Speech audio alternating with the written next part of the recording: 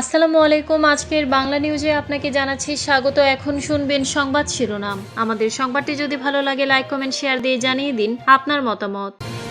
ইরানের রাজধানীতে রহস্যজনক বিস্ফোরণ, আগুন, আতঙ্কিত বাসিন্দারা।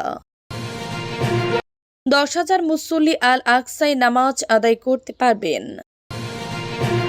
যুক্তরাষ্ট্রের বিরুদ্ধে সবচেয়ে শক্তিশালী কার্ড নিয়ে নেমেছে ইরান। পারমাণবিক পরীক্ষা চালানোর অভিযোগ প্রত্যাখ্যান মস্কোর।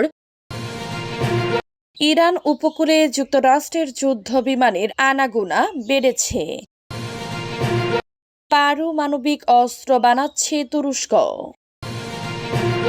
ইরানের রাজধানীতে রহস্যজনক বিস্ফোরণ, আগুন, আতঙ্কিত বাসিন্দারা।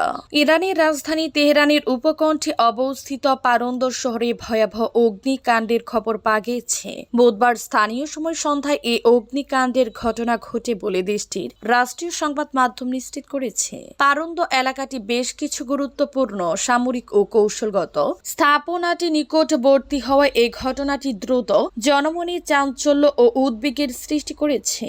সামাজিক যোগাযোগ মাধ্যমে ছড়িয়ে পড়া ভিডিওগুলিতে দেখা গেছে পারন্দর শহরের আকাশ কালো ধোঁয়ায় ঢেকে গেছে এবং দূর থেকেও সেই ধোঁয়ার কুণ্ডলী স্পষ্টভাবে লক্ষ্য করা যাচ্ছে। উদ্ভূত পরিস্থিতিতে স্থানীয় বাসিন্দাদের মধ্যে কিছুটা আতঙ্ক ছড়িয়ে পড়লেও সরকারি পক্ষ থেকে দ্রুত পরিস্থিতি ব্যাখ্যা করা হয়েছে। পারন্দ ফায়ার সার্ভিসের উদ্ধৃতি দিয়ে রাষ্ট্রীয় সংবাদ মাধ্যম জানিয়েছে এই অঞ্চলের সূত্রপাত মূলত পারন্দ নদীর তীরের বিস্তীর্ণ নল খাগড়ার বন থেকে হয়েছে। কর্তৃপক্ষ আরও জানিয়েছে অগ্নি নির্বাপক বাহিনীর বেশ কয়েকটি ইউনিট বর্তমানে ঘটনাস্থলে অবস্থান করছে এবং আগুন নিয়ন্ত্রণে আনার কাজ চালিয়ে যাচ্ছে। 10,000 মুসল্লি আল আকসায় নামাজ আদায় করতে পারবেন। পবিত্র রমজান মাসে পূর্ব জেরুজালেমের আল আকসা মসজিদে জুমার দিনই 10,000 ফিলিস্তিনি মুসল্লিকে নামাজ আদায়ের অনুমতি দিয়েছে ইসরায়েল। বুধবার 18 ফেব্রুয়ারি প্রতিরক্ষা মন্ত্রণালয়ের অঞ্চলগুলিতে সরাসরি কার্যক্রমের সমন্বয়কারী এই ঘোষণা দিয়েছেন। দ্য টাইমস অফ ইসরায়েলের প্রতিবেদনে বলা হয়েছে, গত বছরের মানদণ্ডের ভিত্তিতে শুধু 55 বছর বা তার বেশি বয়সী পুরুষ, 50 বছর বা তার বেশি বয়সী মহিলা এবং 12 বছর বা তার কম বয়সী শিশুরা প্রথম স্তরের আত্মীয়র সঙ্গে আল আকসায় নামাজে যোগ দিতে পারবেন।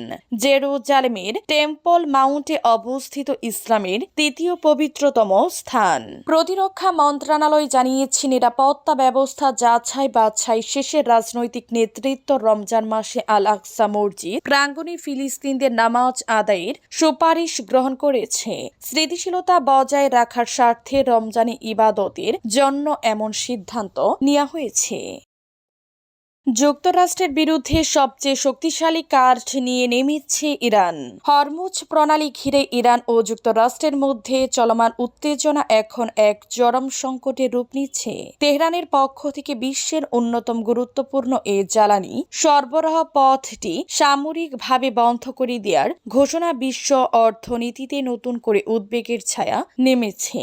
পারস্য উপসাগরে ইরান তার সামরিক শক্তি প্রদর্শনের অংশ হিসেবে যখন এই পদক্ষেপ নিল, ঠিক তখনই জেনেভায় ওমানের মধ্যস্থতায় দুই দেশের মধ্যে এক রুদ্ধদ্বার পরোক্ষ আলোচনা চলছে। ইরানের সর্বোচ্চ নেতা আয়াতুল্লাহ আলী খামিনি সতর্ক করে দিয়েছেন, মার্কিন রণতরীগুলিকে ধ্বংস করার সক্ষমতা তেহরান রাখে, যা পরিস্থিতিকে আরও অগ্নিগর্ভ করে তুলেছে। যুক্তরাষ্ট্রের পক্ষ থেকে পারস্য উপসাগরে ইতোমধ্যে দুটি বিমানবাহী রণতরী বা কেরিয়ার স্ট্রাইক গ্রুপ মোতায়েন করা হয়েছে। ইউএসএস আব্রাহাম লিঙ্কন এবং বিশ্বের বৃহত্তম যুদ্ধ জাহাজ ইউএসএস জেরাল্ড আর ফোর্সকে ইরানি উপকূলের কাছাকাছি অবস্থানে পাঠানো হয়েছে। পেন্টাগনের এই যুদ্ধাংদেহী অবস্থানকে ডোনাল্ড ট্রাম্প প্রশাসনের শক্তির মাধ্যমে শান্তি প্রতিষ্ঠার কৌশলের অংশ হিসেবে দেখা হচ্ছে। মার্কিন কর্মকর্তারা হুঁশিয়ারি দিয়েছেন, পরমাণু কর্মসূচি নিয়ে ইরান যদি দ্রুত কোনো চুক্তিতে না আসে তবে আর ফলাফল হবে অন্তত বেদনাদায়ক। পারমাণবিক পরীক্ষা চালানোর অভিযোগ প্রত্যাখ্যান মস্কো ও বেইজিং এর গোপনে পারমাণবিক পরীক্ষার চালানোর বিষয়ে যুক্তরাষ্ট্রের অভিযোগ প্রত্যাখ্যান করেছে রাশিয়া। ক্রেমলিনের মুখপাত্র দিমিত্রি পেসকভ বলেন, আমরা কিছু নির্দিষ্ট পরীক্ষার বিষয়টি আগে উল্লেখ করেছি। এ বিষয়ে রাশিয়ান ফেডারেশন এবং চীন উভয়েরই উল্লেখ করা হয়েছে। রাশিয়ান ফেডারেশন বা চীনের গোপনে পারমাণবিক পরীক্ষা চালানোর বিষয়টি সত্য নয়। গত সপ্তাহে চীনা পররাষ্ট্র মন্ত্রণালয়ের মুখপাত্র লিন জিয়ান অভিযোগ প্রত্যাখ্যান করে বলেছেন, মার্কিন যুক্তরাষ্ট্রের কোনো বাস্তব ভিত্তি নেই। মার্কিন যুক্তরাষ্ট্র পারমাণবিক আধিপত্য অর্জনের জন্য তার রাজনৈতিক কৌশলের অংশ হিসেবে চীনের পারমাণবিক নীতিকে বিকৃত এবং নিন্দিত করে চলেছে।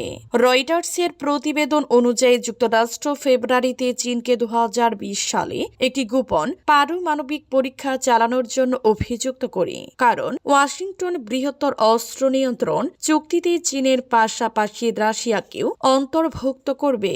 ডোনাল্ড ট্রাম্প আমেরিকা ও রাশিয়ার সঙ্গে নিউ স্টার্ট চুক্তির বিকল্প হিসেবে চীন আলোচনায় যোগ দিতে চাপ দিয়ে আসছে। ইরান উপকূলে যুক্তরাষ্ট্রের যুদ্ধ বিমানের আনাগোনা বেড়েছে। যুক্তরাষ্ট্র ইরান পারমাণবিক চুক্তি নিয়ে আলোচনা দ্বিতীয় দফায় গড়িয়েছে। তার মধ্যে বিমানবাহী রণতরীর পর এবার পশ্চিম এশিয়া ইরান উপকূলের কাছে যুদ্ধ বিমান মোতায়েন বাড়ালো যুক্তরাষ্ট্রের প্রেসিডেন্ট ডোনাল্ড ট্রাম্পের প্রশাসন। অঞ্চলটিতে গত 24 ঘন্টা F-35, F-22 এবং F-16 মিলিয়ে 50টির বেশি যুদ্ধ বিমান মোতায়েন করেছে যুক্তরাষ্ট্রের সামরিক বাহিনী। মার্কিন সংবাদ মাধ্যম এক্সিওস এ খবর জানিয়েছে। এক মার্কিন কর্মকর্তার উদ্ধৃতি দিয়ে খবরটি জানায়, তারা বেশ কিছুদিন থেকে পশ্চিম এশিয়ায় ইরানের কাছাকাছি এলাকায় সমুদ্রে নিজেদের সামরিক উপস্থিতি বাড়াচ্ছে যুক্তরাষ্ট্র। গত বছর ডিসেম্বরে ওই অঞ্চলের দিকে যাত্রা শুরু করেছিল মার্কিন বিমানবাহী যুদ্ধ জাহাজ USS আব্রাহাম লিঙ্কন। এই বিমানবাহী রণতরীর সঙ্গে 3টি আর্লি বার্ক শ্রেণীর ড্রেস্টায়ারও পশ্চিম এশিয়ার উদ্দেশ্যে রওনা দিয়েছিল। এবছর জানুয়ারি শেষ সপ্তাহ থেকে ইরান উপকূলের কাছে সেগুলো ঘাঁটি গেড়েছে। আঙ্কারার কৌশলগত আলোচনায় তুরস্কের পারমাণবিক সক্ষমতা অর্জনের বিষয়টি কখনোই পুরোপুরি অনুপস্থিত ছিল না। তবে সাম্প্রতিক সময়ে মধ্যপ্রাচ্যের উত্তপ্ত পরিস্থিতিতে এই বিতর্ক নতুন করে প্রাণ পেয়েছে। তুর্কি প্রেসিডেন্ট রিসেপ তাইফ এরদোয়ান দীর্ঘদিন ধরে বর্তমান বিশ্ব ব্যবস্থাকে কাঠামোগতভাবে অন্যায় বলে সমালোচনা করে আসছেন। বিশেষ করে জাতিসংঘ নিরাপত্তা পরিষদের স্থায়ী 5 সদস্যের একচেটিয়া ক্ষমতার বিরুদ্ধে তার বিশ্ব পাঁচের চেয়েও বড় স্লোগানটি এখন পারমাণবিক বৈষম্যের দিকে ইঙ্গিত করছে। আঙ্কারার দাবি, ইসরায়েলের অঘোষিত পারমাণবিক ভান্ডারকে যখন বিশ্ব শক্তিগুলো এড়িয়ে যায়, তখন অন্য দেশগুলোর উপর কড়া নজরদারি এক ধরনের দ্বিমুখী নীতি। বিশেষ করে 2023 সালে গাজা যুদ্ধ শুরু হওয়ার পর এরদোয়ান এই বৈষম্যকে আরো জোরালোভাবে সামনে এনেছেন। বর্তমানে মধ্যপ্রাচ্যে নিরাপত্তা কাঠামোয় যে ফাটল দেখা দিয়েছে তা তুরস্ককে কঠিন বাস্তবতার মুখোমুখি দাঁড় করিয়েছে।